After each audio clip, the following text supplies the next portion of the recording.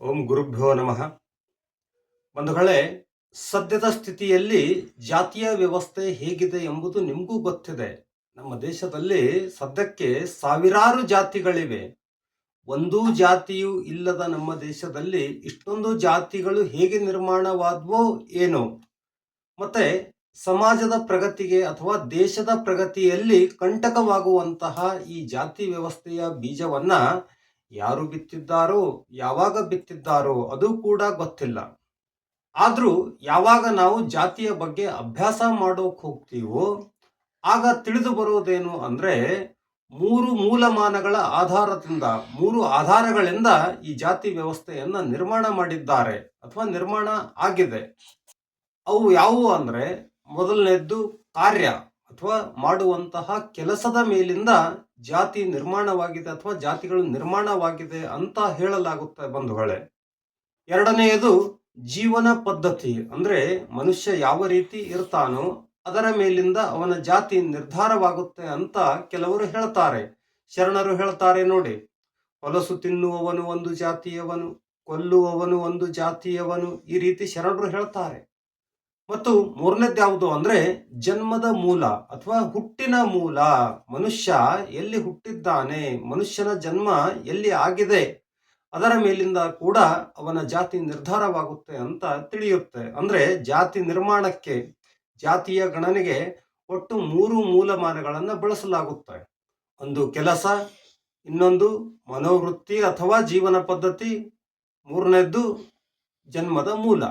ಬಂಧುಗಳೇ, ಇಂದಿನ ಸ್ಥಿತಿಯಲ್ಲಿ ನಾವು ನೋಡಿದ್ರೆ ಆ ಮೂಲಮಾನಗಳು ನಿಜವಾಗಿ ಇವೆಯಾ ಅಥವಾ ಆ ಮೂಲಮಾನಗಳು ಅನ್ವಯಿಸುತ್ತವೆಯಾ ಎಂಬ ಪ್ರಶ್ನೆ ಮನಸ್ಸಲ್ಲಿ ಹುಟ್ಟದೇ ಇರಲ್ಲ.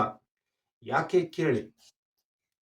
ಕೆಲಸದ ಪ್ರಕಾರ, ಮನುಷ್ಯ ಮಾಡುವ ಕೆಲಸದ ಪ್ರಕಾರ ಜಾತಿ ನಿರ್ಮಾಣವಾಗಿದೆ ಅಂದ್ರೆ, ಇಂದು ಒಂದೇ ಪ್ರಕಾರದ ಕೆಲಸ ಮಾಡೋರೆಲ್ಲ ಒಂದೇ ಜಾತಿಯಲ್ಲಿ ಇದಾರಾ ಹೇಳಿ?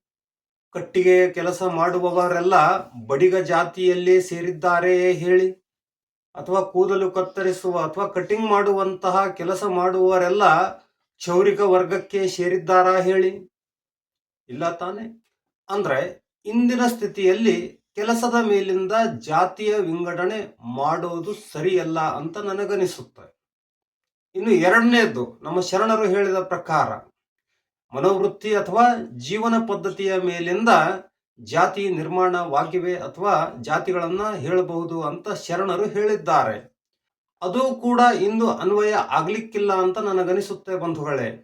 ನಿಮಗೂ ಗೊತ್ತಿದೆ, ಹೊಲಸು ತಿನ್ನುವರೆಷ್ಟಿದ್ದಾರೋ ಅವರೆಲ್ಲ ಒಂದು ಗುಂಪಿನಲ್ಲಿ ಅಥವಾ ಒಂದೇ ಜಾತಿಯಲ್ಲಿ ಇದ್ದಾರಾ ಹೇಳಿ? ಕೊಲ್ಲುವ ಅಥವಾ ಕೆಟ್ಟ ಕೆಲಸ ಮಾಡುವಂತಹ ಮನೋವೃತ್ತಿ ಇರುವ ಜನರೆಲ್ಲ ಒಂದೇ ಜಾತಿಯಲ್ಲಿ ಇದ್ದಾರಾ ಹೇಳಿ? ಇಲ್ಲ ತಾನೆ. ಆಮೇಲೆ ಮೂರನೇದ್ದು ನೋಡಿ, ಜನ್ಮದ ಮೂಲ. ಅದು ಕೂಡ ಈಗ ಅನ್ವಯಿಸಲಿಕ್ಕಿಲ್ಲ ಅಂತ ನನಗನಿಸುತ್ತೆ. ಯಾಕೆ ಕೇಳಿ.